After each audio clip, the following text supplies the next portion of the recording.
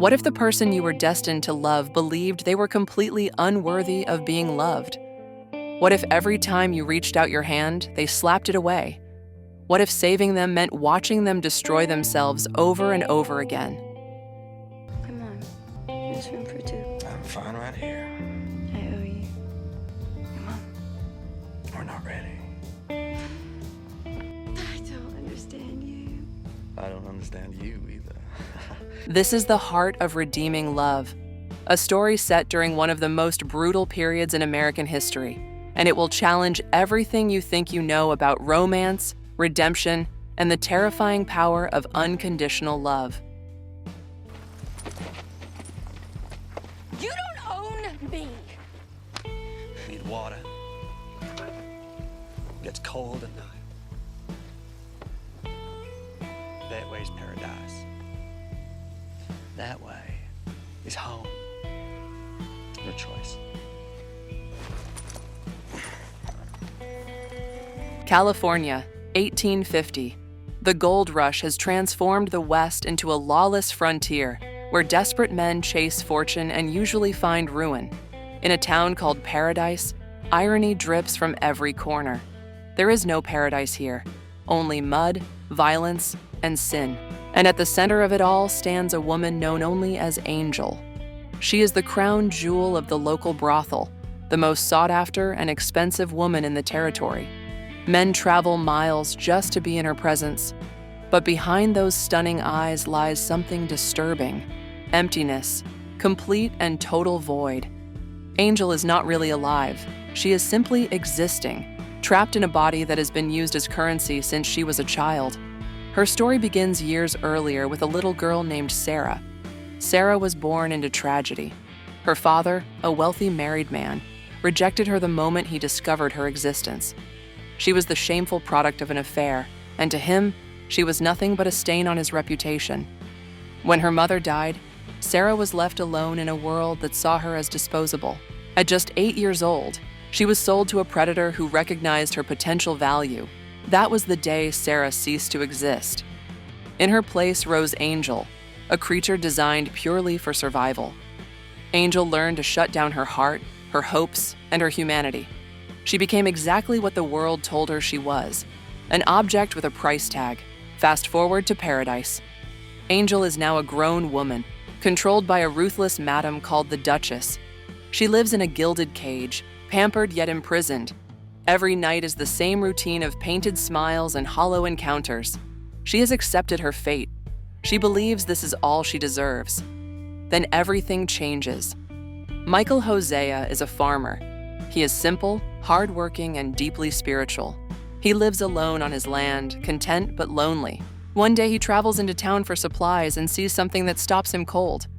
Angel is walking through the streets, guarded like royalty, beautiful beyond description. But Michael does not see what other men see. He does not see a product to be purchased. He sees a soul crying out for rescue, and then he hears something he cannot explain, a voice deep within him, telling him that this woman will be his wife. The absurdity is not lost on him. A God-fearing farmer marrying a prostitute? It sounds like madness. It sounds like a cruel joke. But Michael cannot shake the conviction. So he does the unthinkable. He enters the brothel. He pays the astronomical price to spend time with Angel. And when he finally stands before her, she begins her routine. She starts removing her clothes, her face blank, her movements mechanical. But Michael stops her. He tells her he does not want that. He only wants to talk. Angel is thrown completely off balance. This has never happened before. Men do not pay fortunes to have conversations. She becomes suspicious, then angry. She assumes this is some twisted game. She tries to take control by seducing him, by reducing the encounter to something she understands. But Michael refuses. He asks her real name. He tells her she deserves more than this life. He tells her he wants to marry her and take her away from this place. Angel responds with cold laughter. She has heard promises before. Every promise has been a lie. Every kindness has been a trap. She throws him out, but Michael returns, again and again. He pays just to sit with her, to let her know that someone sees her as human. The Duchess grows irritated. The guards grow suspicious, but Michael persists. Then violence intervenes. A customer brutalizes Angel so severely that she is left near death. The Duchess, seeing her prized possession now damaged, discards her like broken merchandise. Michael finds Angel in the aftermath, battered and abandoned. Without hesitation, he takes her. He brings her to his farm, a world away from the noise and filth of paradise. Here is where the story becomes a psychological battlefield. Angel wakes up in a clean cabin surrounded by silence and nature. Most people would feel relief. Angel feels terror. She does not understand kindness without conditions. She waits for Michael to reveal his true intentions, to demand payment for saving her life. But he never does. He tends to her wounds with gentle hands. He gives her space. He promises he will never touch her without her permission. He even marries her, giving her his name and his protection. Angel responds by running away.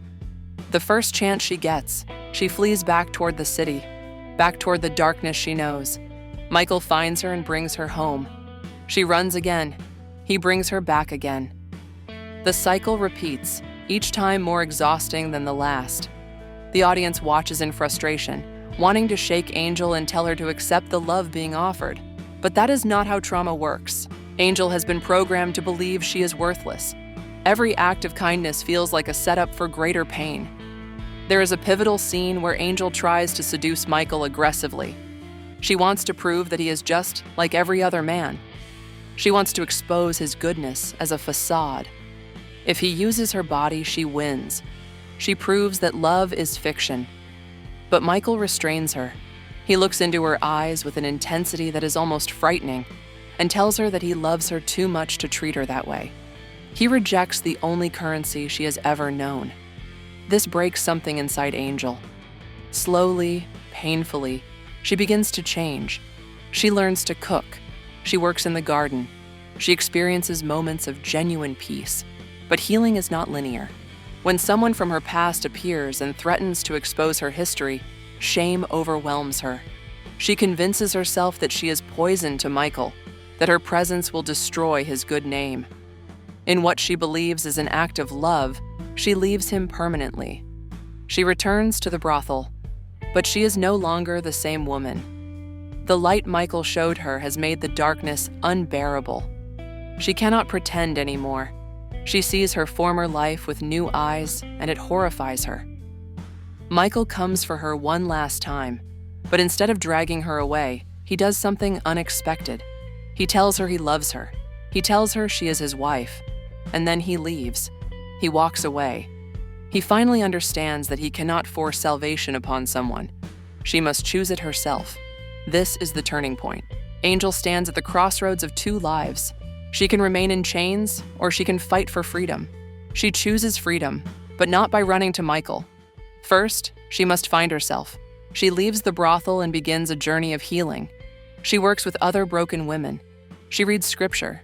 She discovers that her worth is not determined by men or by her past. She reclaims her birth name, Sarah. Years pass. Sarah is transformed, radiating a peace she never knew was possible. And then, fate brings her and Michael together again.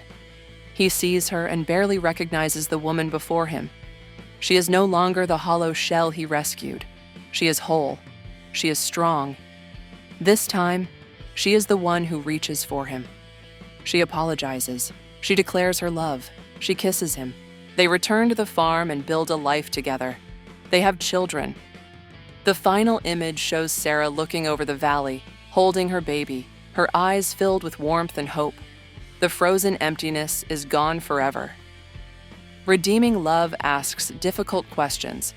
How do you love someone who cannot love themselves? How do you heal wounds that have festered for decades? The movie refuses easy answers. It shows that redemption is messy, painful, and requires patience beyond human limits. Michael is not a perfect hero.